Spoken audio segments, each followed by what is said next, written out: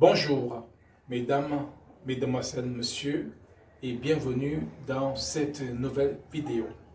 Alors, je suis le prophète Roland Benzi et je te parle depuis São Paulo, au Brésil.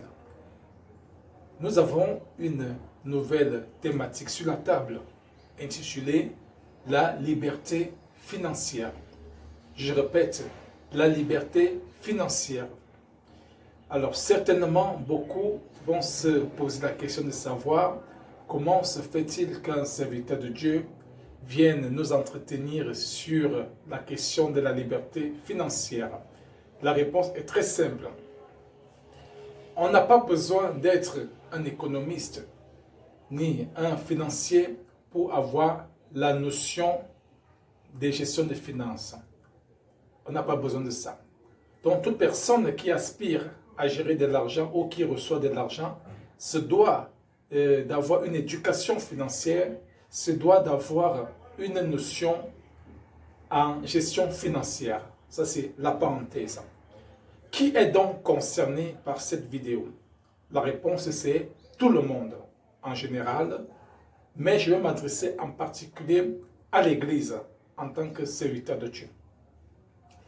Avant de continuer, il est important pour nous de noter qu'il est impossible de parler de liberté financière sans au préalable traiter la question de liberté mentale.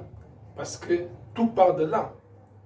Tu ne peux pas obtenir la liberté financière si tu n'as pas au préalable obtenu la liberté mentale. Ça, c'est la première chose à faire. Alors, ceci étant donc aujourd'hui, dans cette première partie, dans cette vidéo est la première partie. Donc, nous allons nous focaliser uniquement sur la question de liberté mentale. Nous allons expliquer et démontrer dans cette vidéo les manifestations et les conséquences d'une personne qui n'a pas de liberté, qui ne jouit pas de sa liberté mentale. Et le plus intéressant, c'est qu'à la fin, nous allons proposer des solutions. Comment obtenir sa liberté mentale? Comment sortir de la prison mentale? Avant de commencer, permettez-moi d'abord de faire une observation en ce qui concerne l'Église. Je vous ai dit, je suis un serviteur de Dieu et je m'adresse particulièrement à l'Église à travers cette vidéo, même si toutes les autres personnes sont concernées également. Alors, le conseil a été fait à l'Église que beaucoup de fidèles à l'Église prient Dieu nuit et jour, mais obtiennent peu de résultats. En ce qui concerne la prospérité et les finances. Mais comment est-ce qu'on peut prier Dieu nuit et jour, mais on est toujours maintenu dans le statut de pauvreté? Ça veut dire qu'il y a un problème. Le problème est le suivant. Les gens confondent tout avec la religion. Tu dois savoir que la religion ne te sauve pas. Elle ne te sauvera pas. D'ailleurs, elle n'a jamais sauvé personne. Donc, tu dois sortir de la religion. Tu dois sortir de la religion. Donc, dans la religion, on enseignait de la manière dont on enseignait en fonction des idéologies de tout et chacun. Mais tu dois savoir qu'il y a la réalité. La réalité ici, c'est que Dieu, dans sa parole, dit « Je bénirai l'œuvre de tes mains ». Ça veut dire que Dieu bénit sur la base de quelque chose. Tu pries Dieu pour qu'il te bénisse et tu restes les bras croisés à l'église. Il y a même d'autres qui dorment à l'église, matin, midi, soir. Jeûne de prière, veille de prière, matin, midi, soir, à l'église. Mais on ne voit pas les résultats. Il est toujours dans son même statut de pauvreté. Et parfois, les gens qu'on appelle les mondains se demandent, mais où est passé le Dieu des gens là? Ils prient chaque jour, mais on ne voit pas de changement. Parce que les gens sont dans la religion, dans une bulle. Alors, le Seigneur me charge donc de te parler aujourd'hui pour que tu réalises d'abord la situation et que tu t'identifies dans la situation et que tu sortes de cette situation. Tu dois savoir que le problème n'est pas la prière. Je n'ai pas de problème avec la prière. La prière, c'est une très bonne chose. D'ailleurs, on doit toujours la mettre au-devant de tout. Dans tout ce que nous faisons dans la vie, si nous voulons voir Dieu agir, nous devons l'engager dans tout ce que nous faisons. Si tu engages Dieu dans tout ce que tu fais à travers la prière, tu le verras dans tout ce qui t'arrive. Mais alors, après avoir prié, qu'est-ce que tu fais? Tu prends ton dossier, tu vas déposer quelque part, tu cherches du travail. Ou alors, tu entreprends ton petit business, tu entreprends une petite activité et c'est à partir de là que le Seigneur va te bénir. Donc, si tu es dans une église et qu'on ne t'enseigne pas l'entrepreneuriat, si on ne t'enseigne pas comment obtenir la liberté financière, c'est que tu es dans la religion. Si on ne t'enseigne pas comment sortir de la pauvreté, parce que ta prière que tu fais là ne va pas construire ta maison, ne va pas nourrir ta famille, ne va pas changer ta vie physiquement. Nous devons savoir qu'il y a des problèmes et des situations que la prière résout et d'autres problèmes et des situations que la prière ne peut pas résoudre. Par exemple, quand quelqu'un a faim, vous pensez que la prière peut résoudre le problème de famine? Non. Qu'est-ce qui résout la famine? C'est la nourriture.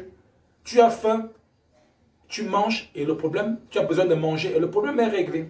Quand quelqu'un a froid, qu'est-ce qui résout le problème de froid? C'est la couverture, la chaleur. Quand il pleut sur quelqu'un à la rue, est-ce que c'est ta prière qui va résoudre le problème de la personne? Non. C'est le fait pour toi de lui offrir un manteau ou un parapluie qui va résoudre son problème. Donc, à chaque chose, son problème. Tu finis de prier, il faut aller travailler, il faut aller entreprendre. Parce que c'est sur la base de cela que le Seigneur va te bénir. Raison pour laquelle on voit beaucoup de jeunes,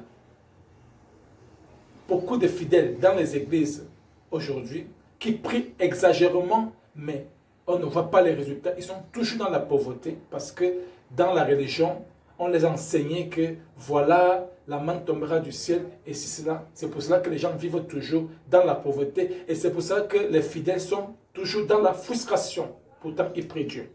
Donc, mon souhait, c'est que à l'issue de cet enseignement, que tu puisses t'identifier dans ça et que tu puisses prendre la ferme résolution de sortir de cette prison mentale et d'obtenir ta liberté mentale. Voilà, ça c'était la parenthèse. Alors, sans plus tarder, donc, nous allons commencer rapidement avec les caractéristiques et les conséquences d'une personne qui est dans une prison mentale, qui n'a pas sa liberté mentale. La première caractéristique, c'est la prison. Donc, on doit savoir que quand tu n'as pas ta liberté mentale, tu es dans une prison mentale. Et quand on parle de prison ici, tu n'as pas de liberté, ni d'expression, ni de pensée, etc. Donc, une personne qui vit, qui n'a pas sa liberté mentale, est dans une prison mentale. Conséquence, elle ne peut pas décider, elle ne peut même pas penser, elle ne peut pas analyser seule. Deuxième caractéristique, la personne qui n'a pas sa liberté mentale n'est pas une personne de vision. La personne est aveuglée. La personne ne peut pas faire établir un plan de vie, un projet de vie pour devenir quelqu'un de demain. La personne est aveuglée. La personne est inconsciente de la situation, de sa situation réelle. Voilà la deuxième caractéristique. La troisième caractéristique, la personne est toujours influencée par les autres. Dans la société, dans l'environnement, on influence toujours la personne. On fait de la personne ce qu'on veut. Si on va abuser d'elle, si on veut exploiter, si on veut compromettre, obliger à se compromettre, on fait toujours. La personne est influencée et influençable dans la société. La prochaine caractéristique, c'est que la personne a une incapacité de se positionner dans une situation. Que ce soit dans un débat, que ce soit dans une réunion de famille, que ce soit dans une situation, la personne qui n'a pas la liberté mentale n'a pas cette capacité de se positionner dans une situation. Vous allez voir, ces genre de personnes vont toujours s'aligner derrière les positions des autres, derrière l'opinion des autres, derrière la position des autres. Ils ne vont jamais se positionner. Ils ne vont jamais dire réellement ce qu'ils ressentent, ce qu'ils en pensent. Ils épousent toujours les positions des autres, même si ce sont des mauvaises positions. Voilà. La personne qui n'a pas sa liberté mentale est un adepte du suivisme. C'est pour cela qu'on va voir beaucoup de personnes aujourd'hui dans des forums, Internet, des réseaux sociaux. Il y a des forums qui regroupent des milliers de personnes. Et ces forums sont dirigés par des moutons. Comment tu peux laisser qu'un mouton te dirige? Le forum dans lequel tu te trouves là, qu'est-ce que ça apporte de bien dans ta vie? De l'argent, un salaire, hein? Ça t'enseigne quoi? Depuis que tu es dans ce forum, tu dois savoir que tu perds ton temps et puis c'est comme ça que ta vie tourne en rond. Donc, le suivisme que tu vois là, tu dois savoir, voilà, le suivisme que tu vois là, tu dois savoir que c'est dangereux quand tu es un adepte du suivisme. Parce que la personne que tu suis, là, quand tu suis une personne, tu engages la même procédure, la même démarche que la personne a engagée pour atteindre un certain résultat. Donc, quand tu suis la personne, c'est la même démarche que tu engages et puis vous aurez les mêmes résultats et conséquence, vous serez au même niveau dans la vie parce que vous avez engagé la même démarche animée par la même philosophie et vous avez les mêmes résultats. Or, dans la vie, chacun a sa destinée, existe pour un but. Au lieu de suivre les gens, tu dois plutôt chercher d'abord à te connaître, savoir pourquoi est-ce que tu existes. Et on ne suit même pas des gens pour suivre. On suit des références, des personnes qui ont réussi dans la vie, des personnes qui ont quelque chose de bon à nous apporter, quelque chose à nous enseigner. Des gens qui peuvent impacter positivement notre vie, c'est eux qu'on doit suivre. Alors tu es là, tu suis les gens d'Internet, là. Tu es dans des forums où on parle de nudité, il n'y a rien d'intéressant là-bas, mais tu es là, tu passes une journée entière à parler, à être dans la distraction. Un forum qui est dirigé par des moutons. Quand tu optes dans le suivisme, tu dois savoir que tu es comme une locomotive qui suit le train. Quand tu suis le train là, le train que tu suis là, bien aimé, ça va te conduire à la destination de la locomotive. Si ça va en enfer, ça t'amène tout droit en enfer. Ça va au ciel, ça t'amène au ciel. Ça va dans la prospérité, le succès, la réussite, tu vas également connaître cela. Si ça t'amène dans l'échec, dans la pauvreté, c'est ce que tu vas vivre. Donc c'est dangereux de suivre les gens rien que pour suivre. Donc pour conclure, la personne qui n'a pas sa liberté mentale est un adepte du suivisme. La personne également a un complexe d'infériorité et il est dans une illusion dans la vie. La personne qui n'a pas sa liberté mentale a toujours un complexe. Il y a des personnes dans la société qui sont toujours complexées. Ils vivent toujours dans l'illusion. L'illusion, c'est une caractéristique des personnes qui n'ont pas de liberté mentale. La personne également qui n'a pas de liberté mentale va se comporter comme dans l'illustration que je m'avais présentée tout de suite. Prenons un exemple de 10 personnes qui reçoivent un salaire mensuel de 500 000 francs CFA chaque mois. Et les mêmes 10 personnes reçoivent chacun 10 millions. Vous avez remarqué que pour une catégorie de ces personnes, va se lancer dans les folies de la grandeur, va commencer à bousiller cet argent à tort et à travers, juste pour paraître dans la société, pour qu'on dise aussi que moi aussi, je suis quelqu'un, moi aussi, je n'ai pas acheté la voiture, moi aussi, pour plaire aux gens. Donc la personne qui n'a pas sa liberté mentale va commencer à gaspiller cet argent dans les boîtes de nuit, acheter les grandes bouteilles de champagne, de whisky, pour plaire aux gens, pour chercher à embellir son image dans la société. Pourtant, il connaît sa réalité. Bien aimé, on ne vit pas la réalité des autres, on vit sa réalité. C'est toi qui m'écoutes là, tu connais ta vraie réalité. Ta vraie réalité. Alors, parfois cette personne, il va s'engager à acheter une voiture avec les 10 millions, il fait ceci, il commence à fêter, dans la Java, passer par là, l'argent finit. Et conséquence, il se retrouve encore dans les mêmes problèmes.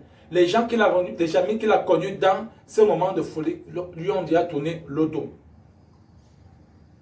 Vous avez remarqué qu'une autre catégorie de personnes, de ces 10 personnes, après avoir reçu les 10 millions, ils vont penser, réfléchir, comment fructifier cet argent? Comment faire pour multiplier cet argent pour ne plus jamais s'appauvrir? Pourquoi? Parce qu'ils ont la liberté mentale. L'autre qui bousille n'a pas sa liberté mentale parce qu'il ne pense pas de lui-même. Il est influencé par la société. Il veut absolument plaire aux autres dans la société. La personne qui n'a pas sa liberté mentale vit dans la stagnation. Il n'évolue pas dans la vie. La personne vit même dans la pauvreté physique parce que la pauvreté physique est d'abord mentale. On commence d'abord à être pauvre mentalement avant d'être pauvre physiquement. Donc, il est impossible pour quelqu'un qui vit dans la pauvreté mentale d'avoir la prospérité physique. Donc, quand tu vis dans la pauvreté mentale, tu vas également vivre dans la pauvreté physique, c'est clair. La personne qui n'a pas sa liberté mentale est toujours dans les frustrations. La personne est corruptible et est toujours prêt à se compromettre. On a vu ça dans la société. Il n'a rien et on peut le corrompre facilement parce qu'il n'a pas de personnalité, il n'a pas de morale. Et voilà, il peut se compromettre. Vous avez remarqué que la majorité des personnes qui sont retrouvées aujourd'hui dans des couloirs, dans les loges de ceci, cela, c'est parce qu'ils se sont compromis à cause de la pauvreté mentale. La personne qui vit la pauvreté mentale est toujours utilisée, abusée, exploitée et jetée dans la société. Ah oui. La personne qui n'a pas sa liberté mentale dépend toujours des autres dans la vie. Donc pour vivre, il dépend des autres en permanence. Il ne peut rien faire sans les autres. La personne qui, qui vit la pauvreté mentale compte toujours sur l'aide des autres. Il faut toujours qu'on l'aide. Il va toujours toquer les portes des autres chaque jour pour qu'on l'aide. C'est déjà paramétré comme ça dans sa tête, c'est qu'on doit l'aider pour qu'il fasse quelque chose. Une personne qui vit la pauvreté mentale est une personne qui a une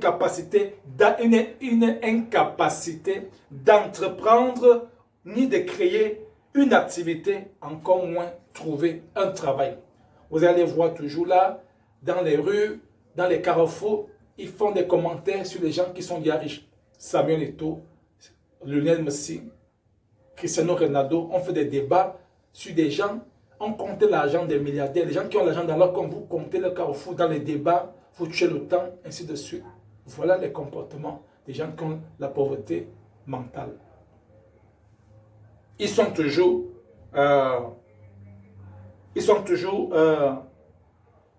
ont la paresse également, la paresse et la facilité. Voilà, c'est une caractéristique très fréquente. Quelqu'un qui a la pauvreté mentale est animé toujours par une paresse. Une paresse. Et ils aiment la facilité. Donc, il ne veut rien faire, mais il veut gagner beaucoup. Il ne veut pas planter, mais il veut récolter. Comment tu veux récolter ce que tu n'as pas planté? Point d'interrogation.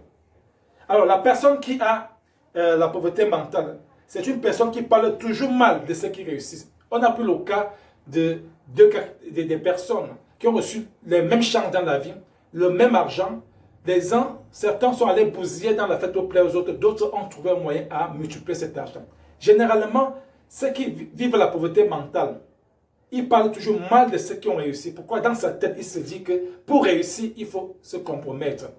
Et pour réussir, il faut tremper la main quelque part. Il ne sait pas qu'en travaillant, en entreprenant, en changeant de sa mentalité, on peut également améliorer son rythme de vie. Donc, la majorité des personnes qui parlent toujours mal de ceux qui réussissent là, ils sont dans la pauvreté mentale.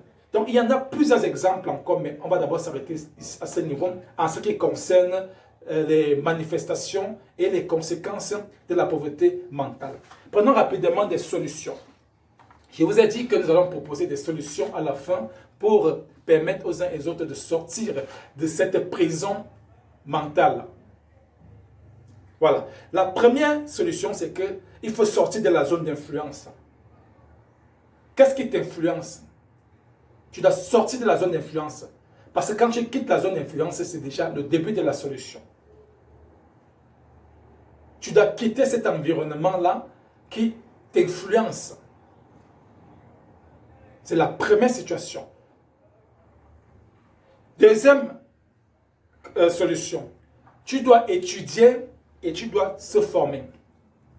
Oui, quand tu sais que tu es ignorant, tu dois accepter d'apprendre, tu dois étudier et tu dois...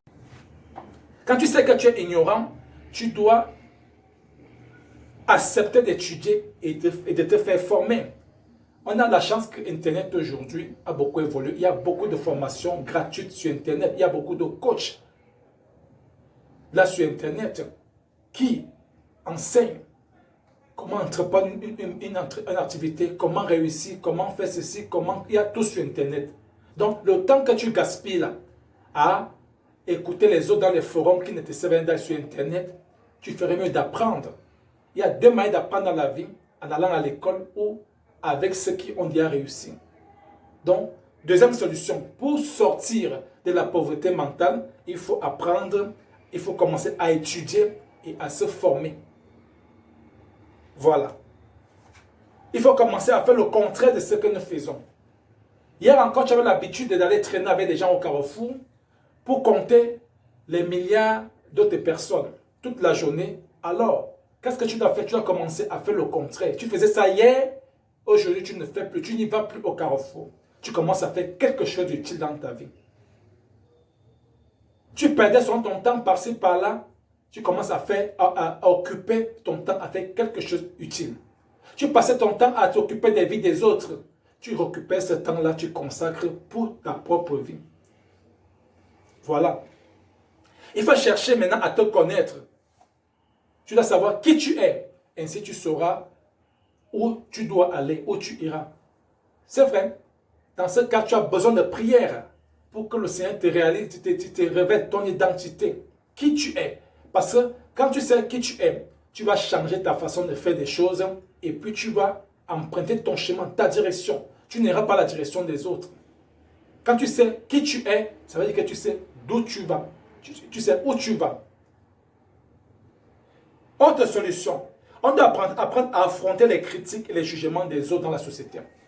Quelqu'un qui a la pauvreté mentale a toujours peur de se positionner parce qu'il a peur des représailles. Il a peur des critiques, des opinions des autres. Si je poste cela, qu'est-ce que les gens vont dire sur moi? Si je fais le travail là, qu'est-ce que les gens vont dire sur moi? Si je prêche la parole de Dieu, qu'est-ce que les gens vont dire sur moi? Si je fais mon activité là, qu'est-ce que les gens vont dire sur moi? On a peur des jugements et des préjugés des autres.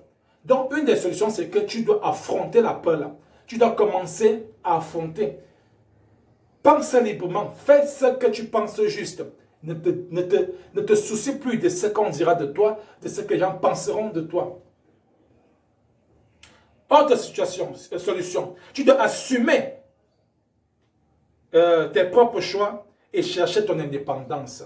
Apprendre à assumer tes propres choix. Ne permets plus qu'on choisisse pour toi. Il y a même des gens qui sont incapables de choisir son partenaire. Même ta femme, ta copine, tout ça, c'est tes amis qui choisissent. C'est elle qui choisit. Tu n'es même pas libre d'assumer ton propre choix. Donc, tu dois apprendre à assumer tes propres choix et à chercher ton indépendance. Tu dois apprendre à donner et défendre ton opinion. C'est aussi ça qui justifie ta personnalité.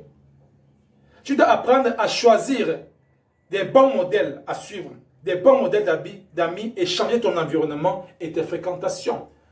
Ah oui, voyez une solution. Quitte ce qui ne te sert à rien là. Quitte les forums là sur les réseaux sociaux. Tu es dans quel forum qui te perd le temps, qui ne t'apporte rien d'important? Sors du forum là. Sors de ce milieu là. Sors de là-bas. Sors de là. Sors de là. Sors de là. Sors de là. Sors de là. Sors de là. Sors de là. Sors de là. Sors de là. Sors de ce forum qui ne te sert à rien. Commence à choisir tes amis, des références. Commence à choisir tes fréquentations. Commence à quitter le milieu là qui t'influence. Voilà. Et dernier conseil, commence à apprendre, à entreprendre et à travailler pour sortir de la prison mentale. Alors, voilà en bref quelques exemples de caractéristiques, des conséquences et de solutions d'une personne qui vit la pauvreté financière et la pauvreté mentale. Alors, j'espère que cette vidéo t'a beaucoup édifié. Alors, si tu as été édifié, alors, comme je l'ai dit, je suis le prophète Roland Benzi depuis São Paulo, au Brésil. Si tu as été béni par ce message très édifiant, alors n'oublie pas de le partager à quelqu'un d'autre pour que la personne soit également bénie. Si tu as réussi à obtenir ta liberté mentale à travers cette vidéo, n'oublie pas de partager également pour que quelqu'un dans ton environnement puisse également recevoir sa liberté mentale. Alors, comme je l'ai dit à l'entame du propos, ça c'est la première partie qui parlait de la liberté mentale. Dans une prochaine vidéo, nous allons parler de la liberté financière proprement dite. Alors, sur ce dont, soyez bénis et n'oubliez pas de vous connecter à notre chaîne YouTube Prophète Roland Benzi officiel, et également sur notre page Facebook Prophète Roland Benzi officiel pour nous écouter très régulièrement. Alors d'ici peu, sois béni dans le nom suprême de notre Seigneur et Sauveur Jésus-Christ de Nazareth. Amen. À la prochaine.